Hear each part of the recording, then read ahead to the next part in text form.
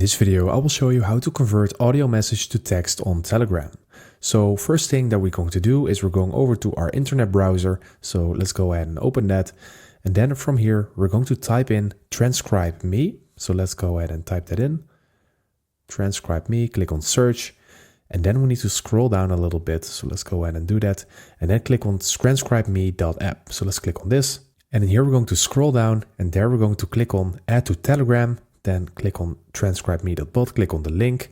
And then once it's opening the link, we are going to click on Start because it will automatically open our Telegram. So let's click on Start in here. And then you see that the bot will be booted up. So right now you can paste in audio files in this chat. So let's go back in here and then go to a chat that we have here. And I also have an audio message in here. And I'm going to forward this to the Transcribe Me bot. So let's go ahead and do that and then click on send. And this is actually powered with ChatGPT. So this will actually work and transcribe what it is saying. So I just said, hello, how are you doing in this voice message? And that is exactly what I said in here. So as you can see right now, it is already transcribed. And this way you can convert audio message to text on Telegram. So I hope this video helped you out. Please leave a like and consider subscribing. And then I see you in the next one.